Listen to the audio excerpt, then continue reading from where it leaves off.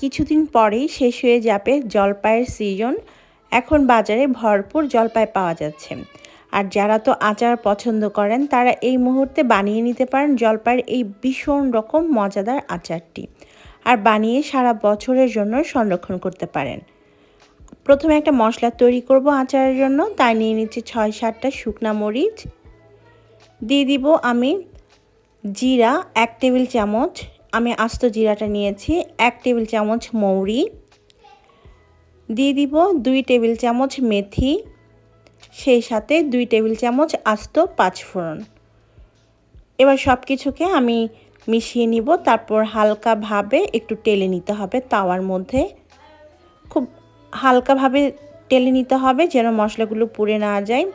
এই যে আমি টেলে নিয়েছি, এখন এগুলোকে হালকা একটু ঠান্ডা করে নেওয়ার পর আমি আধা ভাঙা করে ব্লেন্ডারে ব্লেন্ড করে নিব।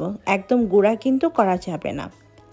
আজকের এই মজাদার আচারটা বানানোর জন্য আমি এখানে নিয়েছি ১ কেজি পরিমাণ জলপাই। আর জলপাইগুলোকে খুব ভালোভাবে কিন্তু ধুয়ে নিতে হবে, কারণ কিনে আনা জলপাইয়ে অনেক ধরনের ময়লা থাকে। এবারে জলপাইয়ের যে বোটার অংশটা আছে সেটা আমরা কেটে ফেলে দিব। তারপর চাইলে এভাবে একটু দাগ কেটে নিতে পারেন, এতে করে খুব তাড়াতাড়ি সেদ্ধ হবে আর জলপাইগুলোকে ম্যাশ করা হয়ে যাবে খুব তাড়াতাড়ি। সবগুলো জলপাইয়ের গায়ে আমি এভাবে দাগ কেটে নিচ্ছি, তবে এটা টোটালি অপশনাল, আপনারা চাইলে দাগ নাও কাটতে পারবেন। সবগুলো জলপাই আবারও একটু ধুয়ে নিয়েছি আর পানিটাকে ঝরিয়ে নিয়েছি। এখন এই জলপাইগুলোকে আমরা সেদ্ধ করে নিব। সেদ্ধ করার জন্য আমি চুলায় আগে গরম পানি ফুটাতে দিয়েছি, আর গরম পানি ফুটে উঠেছে আর এর মধ্যে দিয়ে দিতে হবে ধুয়ে রাখা জলপাইগুলো। সবগুলো জলপাই দিয়ে দেওয়ার পর আমরা জলপাইগুলোকে খুব ভালোভাবে সেদ্ধ করে নিব। চুলার আঁচটা আমি মিডিয়াম টু হাইতে রেখে জলপাইগুলোকে সেদ্ধ করে নিব প্রায় ৫ থেকে ৬ মিনিট। কিছুক্ষণ পর দেখবেন আমাদের জলপাইগুলো কালারটা চেঞ্জ হয়ে এরকম হয়ে যাবে, আর এগুলোর গায়ে যখন ফাটা দাগ পড়বে তখন বুঝতে হবে জলপাইগুলো সেদ্ধ হয়ে গিয়েছে। ঠিক সেই মুহূর্তে জলপাইগুলোকে আমরা গরম পানি থেকে তুলে একটা স্ট্রেনারে নিয়ে নিব বাড়তি পানিটা ঝরে যাওয়ার জন্য। তারপর ঠান্ডা হলে আমরা এগুলো হাত দিয়ে ম্যাশ করে নিব। তো জলপাইগুলো সেদ্ধ হয়ে গিয়েছে, আমি গরম পানি থেকে তুলে একটা স্ট্রেনারের মধ্যে নিয়ে নিচ্ছি। যখন এগুলো হালকা ঠান্ডা হবে তখন এগুলোকে আমি ম্যাশ করে নিয়েছি। আর ঠিক এভাবে করে আপনারা এগুলোকে ম্যাশ করে নেবেন। কিছু জলপাইয়ের বিচি আমি ফেলে দিয়েছি, কিছু রেখেছি। জলপাই খুব তাড়াতাড়ি ঠান্ডা হয়ে গেলে আবার শক্ত হয়ে যায়, তাই হালকা গরম থাকা অবস্থাতেই এভাবে ম্যাশ করে নিতে হবে। চুলে একটা প্যানে তাতে দিয়ে দিলাম আমি হাফ কাপ সরিষার তেল, একটা তেজপাতা, 2টা ছোট দারচিনি স্টিক আর ৬-৭টা মাঝখানে ফালি করা শুকনা মরিচ। এখন এগুলো থেকে ফোড়ন আসা পর্যন্ত অপেক্ষা করব। আমরা জলপাই আচারটা এখন তৈরি করব। চাইলে ৩-৪টা এলাচ দিতে পারেন, আমি দিয়েছি। কিছুক্ষণ পর দেখবেন সরিষার তেল থেকে এরকম ফেনা হবে। এখন এর মধ্যে আমরা ম্যাশ করে রাখা আমাদের জলপাইগুলো দিয়ে দিব। আপনারা কিন্তু একদম মিহি করে ম্যাশ করবেন না, একটু আধা ভাঙা করে করতে হবে জলপাইগুলো ম্যাশ, ঠিক আমি যেভাবে করেছি। এখন তেলের মধ্যে মিডিয়াম হিটে রেখে আমরা ভেজে নিব প্রায় 2 থেকে 3 মিনিট। এই আচারটা খেতে অনেক বেশি মজার, আর সারা বছর আপনারা নর্মাল তাপমাত্রায় সংরক্ষণ করতে পারবেন যদি মাঝে মাঝে একটু রোদ দেন। তো আমি খুব ভালোভাবে মিশিয়ে নিয়েছি তেলের মধ্যে। এখন এর মধ্যে আমরা দিয়ে দিব চিনি। আমি 1 কেজি জলপাইয়ের জন্য 1 কাপ চিনি দিচ্ছি, তবে আপনারা যদি মিষ্টিটা একটু বেশি করতে চান সেক্ষেত্রে আরও 1 কাপ চিনি অ্যাড করবেন। 1 টেবিল চামচ দিয়েছি লবণ, সেই সাথে 1/3 কাপ দিয়ে দিচ্ছি সাদা সিরকা বা ভিনেগার। এবার সব কিছুকে আবারও ভালোভাবে মিশিয়ে নিতে হবে মিডিয়াম হিটে রেখেই। কিছুক্ষণ পর দেখবেন চিনিটা গলে গিয়ে বেশ পানি বের হবে। এই আচারটা বানানো খুবই সহজ, তবে একটাই কাজ, সেটা হচ্ছে ধৈর্য ধরে একটু অনবরত নেড়েচেড়ে যাওয়া। প্রায় একটু পরে দেখবেন চিনিটা গলে এরকম পানি হয়ে গিয়েছে আমাদের জলপাইয়ের মিশ্রণটা। এখন আমাদের একটাই কাজ, মিডিয়াম টু লো হিটে রেখে আমরা এই পানিটাকে পুরোপুরি শুকিয়ে নিব, আর আমাদের এই জলপাইয়ের কালারটাকে চেঞ্জ হয়ে আসা পর্যন্ত রান্না করব। তবে অবশ্যই অনবরত নেড়েচেড়ে দেওয়ার চেষ্টা করবেন, না হয়তো প্যানের নিচে লেগে যাবে। আর আচার কিন্তু প্যানের নিচে লেগে গেলে বা পুড়ে গেলে একদমই টেস্ট নষ্ট হয়ে যায়। তো আরও 10 মিনিট আমি অনবরত নেড়েচেড়ে নিয়েছি। আর দেখতে পাচ্ছেন আমাদের আচারটার কালারটা বেশ চেঞ্জ হয়ে লালচে হয়ে গিয়েছে, পানিটাও একদম শুকিয়ে গিয়েছে। এখন আমি এর মধ্যে দিয়ে দিচ্ছি যে মশলাটা আমরা প্রথমে তৈরি করেছিলাম সেখান থেকে 1 চা চামচ পরিমাণ।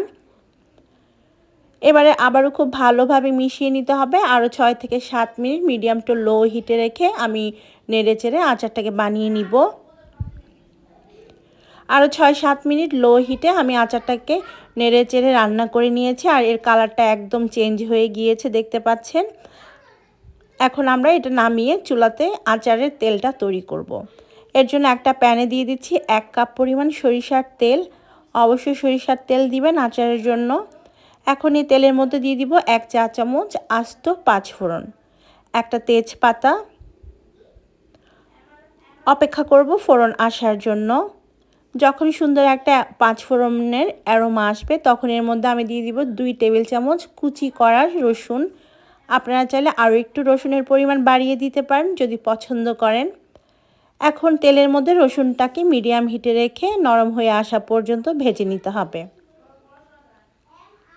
কিছুক্ষণ ভাজার পর আমরা এর মধ্যে দিয়ে দিব আস্ত শুকনা মরিচ। আর আমি শুকনা মরিচগুলোকে একটু মাঝখানে ফালি করে কেটে নিয়েছি।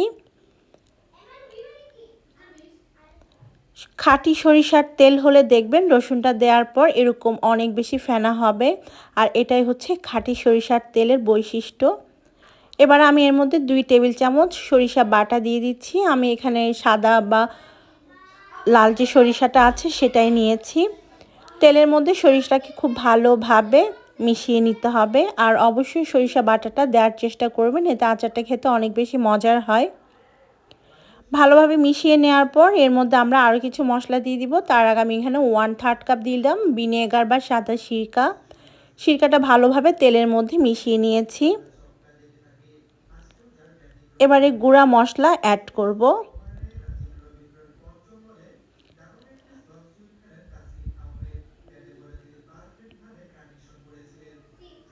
প্রথমে একটু লবণ দিলাম, হাফ টিস্পুনের মতো।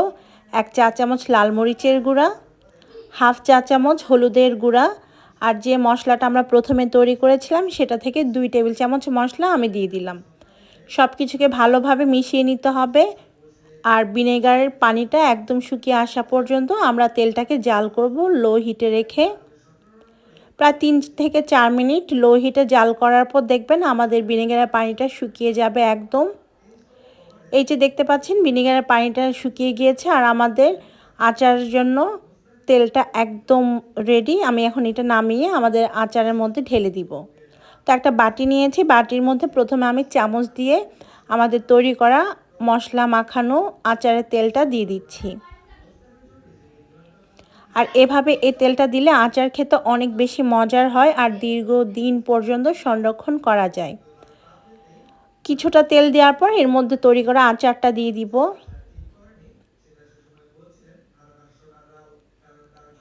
আচারটা দিয়ে দেওয়ার পর উপর থেকে আবারও আমি কিছুটা তেল দিয়ে দিব। আরও কিছুটা তেল দিয়ে দিচ্ছি। এভাবে লেয়ারিং করে দেওয়ার চেষ্টা করবেন, তাহলে সবটুকু আচারের মধ্যে আমাদের এই মশলা মাখানো তেলটা যাবে আর আচার দীর্ঘদিন পর্যন্ত সংরক্ষণ করা যাবে। তো আমি বাকি আচারটাও দিয়ে দিচ্ছি আর যে তেলটা রয়ে গিয়েছে সেটা এখন আচারের উপরে দিয়ে দিব। আর এভাবে করে কিন্তু আমরা পুরো আচারটার মধ্যে তেল দিয়ে দিব। ব্যাস আমাদের আচার কিন্তু একদম তৈরি। উপর থেকে আমি কিছুটা শুকনা মরিচ এভাবে কুচি করে দিয়ে দিচ্ছি, তবে এটা অপশনাল। এই আচারটা টক ঝাল মিষ্টি হলে বেশি খেতে ভালো লাগে, তাই আমি একটু টক ঝাল মিষ্টি করার চেষ্টা করেছি। আশা করছি আমার আজকের এই মজাদার আচারটা আপনাদের ভালো লেগেছে। যদি ভালো লাগে অবশ্যই বাসায় ট্রাই করতে পারেন আর আমাকে অবশ্যই ফিডব্যাক জানাবেন কমেন্ট করে। আর অবশ্যই এটা তৈরি করবেন কারণ খেতে ভীষণ রকম মজা। আল্লাহ হাফেজ।